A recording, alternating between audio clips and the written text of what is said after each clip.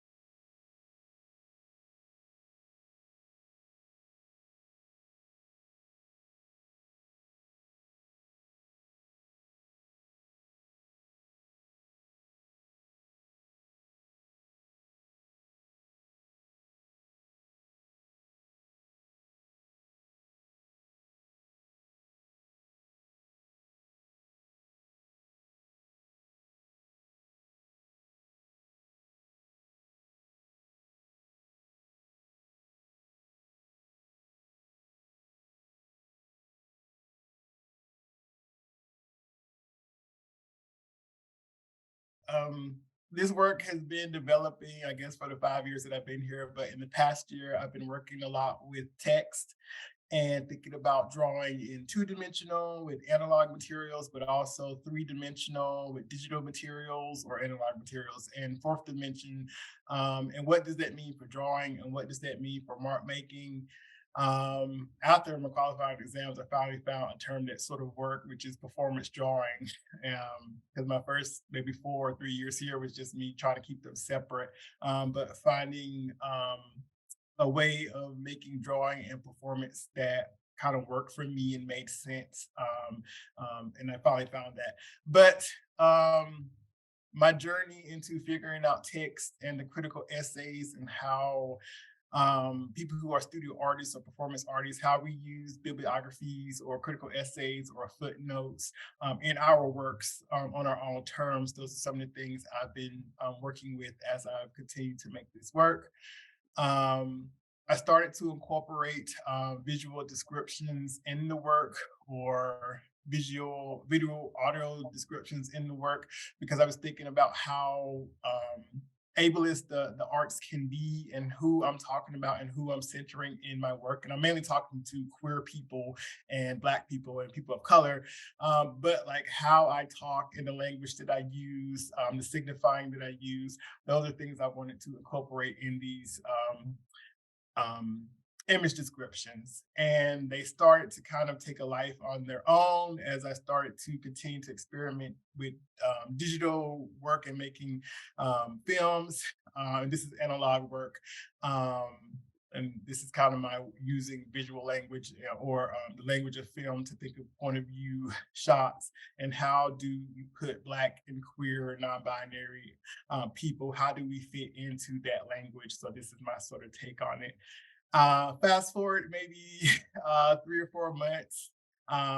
It wasn't really 3 or 4 months, but after I started making the films, I started entering stuff into like poetry, and there's a thing called visual poems or concrete poems. I'm not really adhering to what the definition of concrete poems or visual poems state until you sort of get to, and I'll go back to it. So you get to where you're playing with the shape and the size of the text. That to me seems more about what they mean as concrete poems. But for me, being Black and queer and thinking about the nuances of that and how we work with text and how we flip things, I this is my take on the visual poems, on the concrete poems. Um, I let's see. I guess I'll read one. So it says psychedelic, non-binary, morphing hues. These all up in this drawing. Hues of purples, cause we roll. Hues high, yellow like the sun. We be the children of the sun. Blue hues like the ocean's ancestors still move through.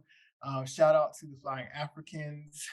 Um, and I'm kind of going in a non-linear way as I explain these things. I won't say I've moved on from visual poems, but there's something in journals called art pages. So it was me kind of experimenting. It didn't get into the journal, but it was me experimenting with art pages and what that means for me and studio artists and performance artists on our own terms. I keep saying on our own terms because I'm not trying to be a historian. I'm not a historian. I'm a studio artist, and that is my research. So I really want studio artists and creative people and performance artists, like, what are critical essays for us? What do we use critical essays or visual poems? How do we work with text? Like, my experience with text doesn't come from majoring in creative writing. It comes from studio arts and obviously performance studies as well. Um, so this conference is um, a huge part of not knowing. So a not knowing for me is kind of trying to figure out what it means to be trans, non-binary. I'm non-binary, trans to now. But like how to navigate, because when I was younger, it was just about queer as in gay, as in who I'm sleeping with. But now there are nuances to it to incorporate race and gender expression and other ways of being in terms of what it means for a Black or a person of color being queer or non-binary. Like, when I say queer, when I say non-binary, am I who you picture in your head as being in this way? So for me, the not knowing is to kind of figure out like what this identity means and what the nuances of these identity means through art, through my creative practices and my art making. Um,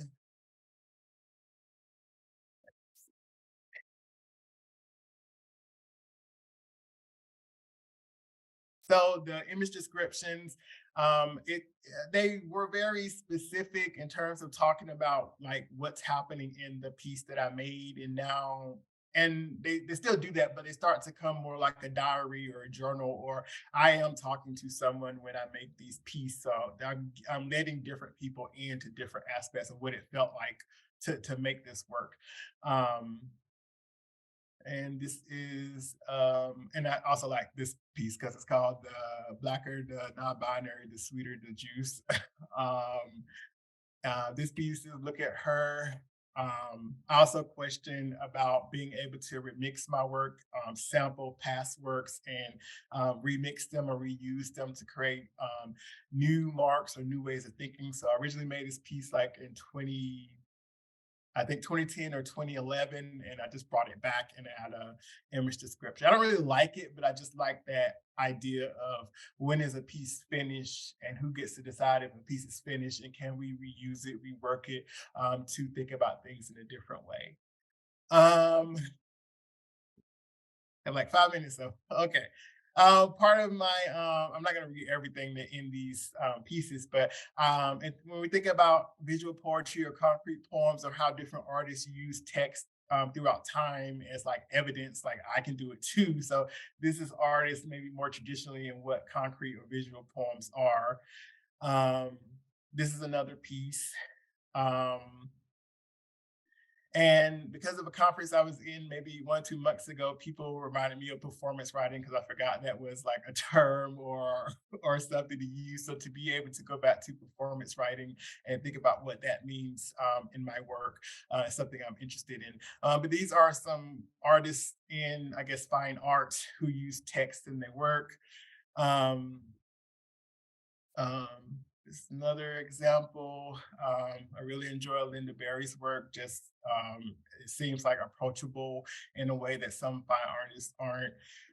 John Cage uses text in his work.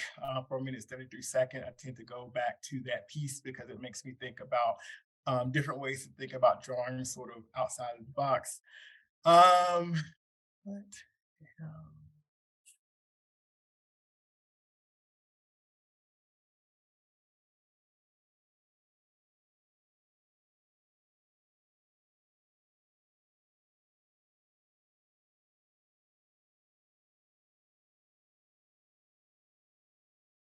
I think went a little faster than I had intended to go. Um, so I'm gonna, I guess, end it there. I have 3 minutes left, and I'll stop sharing.